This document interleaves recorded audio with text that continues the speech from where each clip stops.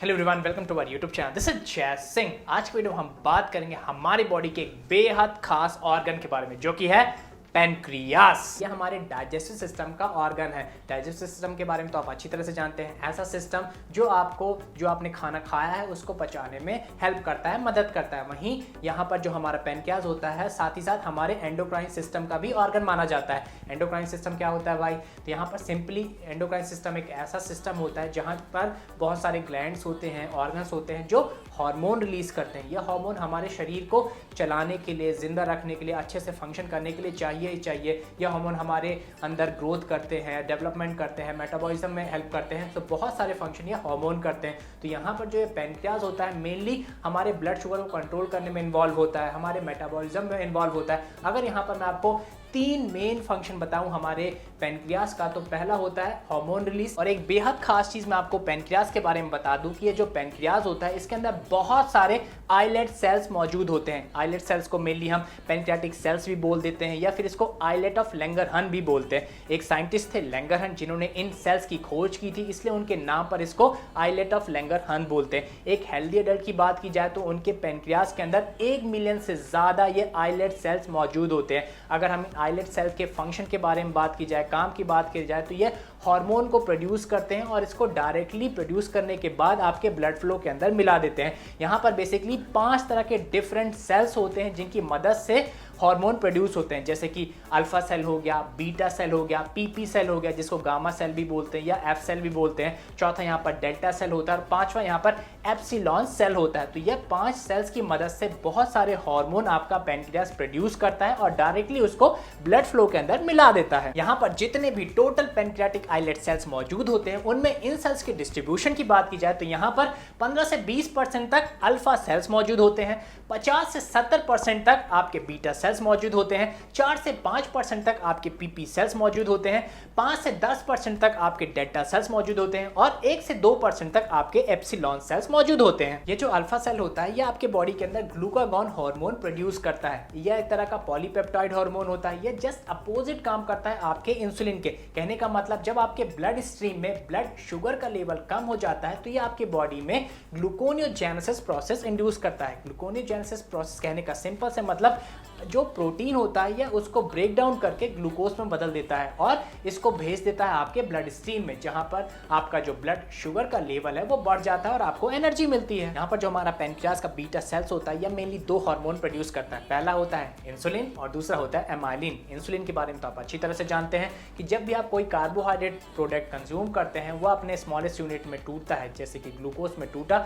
जब यह ग्लूकोज आपके ब्लड स्ट्रीम में आता है तो यह इंसुलिन इस ग्लूकोज को उठा के जिन जिन सेल्स को ग्लूकोज की जरूरत है वहां तक इसको भेजता है। और जब सेल्स की जरूरत पूरी हो जाती है, नीड पूरी हो जाती है, तो यह उसको स्टोर भी करा सकता है, चाहे तो इस ग्लाइकोजन के फॉर्म में, या उसको स्टोर करा सकता है बॉडी फैट के फॉर्म में। वहीं दूसरी तरफ जो यह एमाइलिन होता है, यह एक तरह का रेसिड्यू पेप्टाइड हार्मोन होता है। यह मेनली इंसुलिन के साथ ही प्रोड्यूस होता है। अगर हम रेशियो की बात की जाए तो 100:1 का रेशियो होता है। फॉर एग्जाम्पल, बीटा सेल अगर 100 इंसुलिन प्रोड्यूस कर रहा है तो 1 आपका एमाइलिन प्रोड्यूस करता है। ये जो एमाइलिन होता है यह आपके ग्लाइसेमिक रेगुलेशन में काम आता है। कहने का मतलब आपकी जो गैस्ट्रिक एम्प्टिंग होती है उसको स्लो डाउन कर देता है, जिससे आपकी जो भूख है वो शांत होती है, आपकी सटाइटी इंक्रीज होती है। वहीं आपके पेनक्रियाटिक आइलेट सेल के अंदर जो पीपी सेल्स होते हैं, जिनको गामा सेल भी बोलते हैं या एफ सेल भी बोलते हैं, यह मेनली आपके पेनक्रियास के अंदर पेनक्रियाटिक पॉलीपेप्टाइड को प्रोड्यूस करते हैं, जिसका काम होता है सटाइटी को इंक्रीज करना, आपके फूड इंटेक को रेगुलेट करना,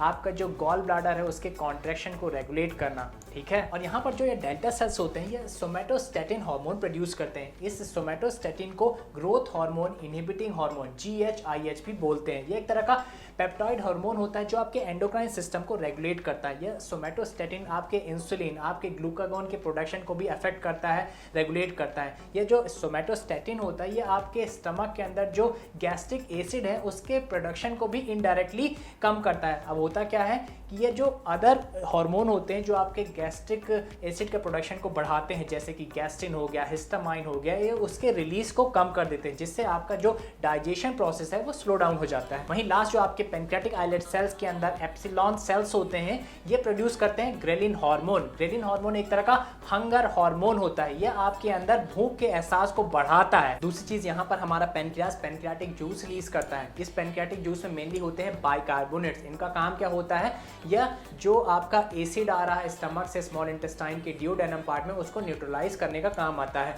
मेनली क्या होता है, जैसे कि मैंने बताया कि स्टमक के अंदर होते हैं गैस्ट्रिक जूसेस, ठीक है, वो आपके खाए हुए फूड को तोड़ने का काम करते हैं, तो आपका जो फूड होता है वो एसिडिक हो जाता है। तो वो एसिडिक फूड जब आपके स्मॉल इंटेस्टाइन में आता है तो उसको न्यूट्रलाइज करने के लिए, उसको एक न्यूट्रल पोजीशन में पहुंचाने के लिए, जैसे हमने पीएच स्केल देखी ना कि 7 न्यूट्रल होता है, 7 के ऊपर जाएंगे 8, 9, 10 तो वो बेस होता है, और 7 के नीचे 6, 5, 4, 3 ये एसिड होता है। तो जब फूड आता है, जो फूड मिक्सचर जिसको काइम बोलते हैं, वो जब आपके स्टमक से निकलकर आपके स्मॉल इंटेस्टाइन डिओडेनम में पहुंचता है तो उसको न्यूट्रलाइज करने का काम करता है या पैनक्रियाटिक जूस, ठीक है, क्योंकि इसमें बाइकार्बोनेट्स होते हैं। बाइकार्बोनेट एक तरह से बेसिक नेचर के होते हैं, जो आपके एसिड को साथ मिलके उसको न्यूट्रल की तरफ लेके जाते हैं। तीसरा इंपॉर्टेंट फंक्शन जो हमारा पैनक्रियास करता है वह है रिलीज ऑफ पैनक्रियाटिक एंजाइम। अब होता क्या है, जो हमारा पैनक्रियास पैनक्रियाटिक जूस रिलीज करता है, उस जूस के अंदर बहुत सारे पैनक्रियाटिक एंजाइम्स होते हैं। ये एंजाइम क्या करते हैं,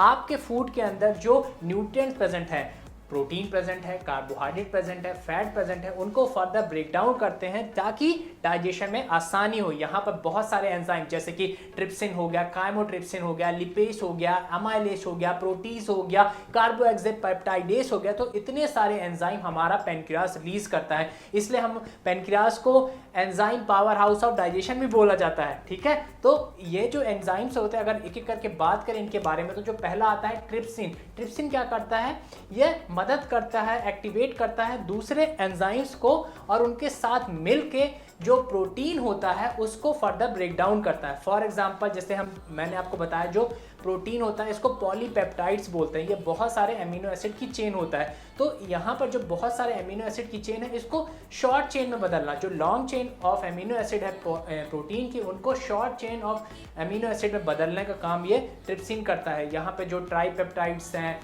डाइपेप्टाइड्स हैं, उनको individual amino acid, single amino acid में बदलने का काम करता है यह ट्रिप्सिन, ठीक है। वहीं जो ये काइमोट्रिप्सिन होता है, यह भी प्रोटीन ब्रेकडाउन में मदद करता है। मेनली ये जो प्रोटीन में मौजूद लॉन्ग चेन अमीनो एसिड होती है उनको शॉर्ट चेन अमीनो एसिड में कन्वर्ट करता है। वहीं बात की जाए लिपेज की, तो लिपेज यहाँ पर हमारी बॉडी के अंदर लिपिड्स, जिनको हम फैट्स बोलते हैं, उनको डाइजेस्ट करने में, उनको ब्रेक डाउन करने में हेल्प करता है। मेनली यह फैट्स को ग्लिसरॉल और फैटी एसिड में बदल देता है। वहीं बात कर जाए अमाइलेज की, तो अमाइलेज क्या करता है, हमारे बॉडी में कार्बोहाइड्रेट को ब्रेक डाउन, कार्बोहाइड्रेट को डाइजेस्ट करने में मदद करता है। मेनली ये जो डाइसैकेराइड्स होती हैं, ग्लूकोज होते हैं, उसमें कन्वर्ट कर देते हैं। फॉर एग्जांपल जो स्टार्च है, ये उसको मेल्टोज में कन्वर्ट कर सकता है। तो इस तरह से डाइजेशन होता है। और बात की जाए जो प्रोटीज एंजाइम होता है, प्रोटीज एंजाइम मेन एंजाइम होता है प्रोटीन को ब्रेक डाउन करने के लिए। प्रोटीन के अंदर मौजूद जो लॉन्ग चेन अमीनो एसिड है उनको शॉर्ट चेन अमीनो एसिड में बदल देता है, फिर उनको सिंगल अमीनो एसिड में बदल देता है, जिसको अच्छे से अब्जॉर्ब हो सकता है प्रोटीन। वहीं जो ये कार्बोएक्सोपेप्टाइडेस है, यह भी एक तरह का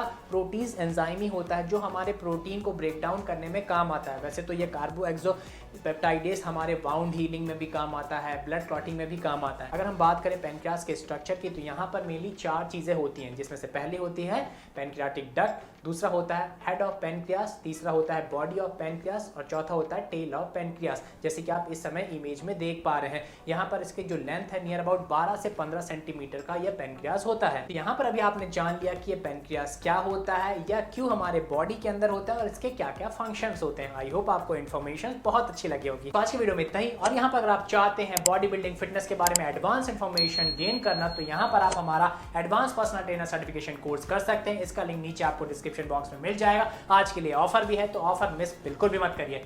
thanks for watching it. Stay healthy, stay fit, bye. Subscribe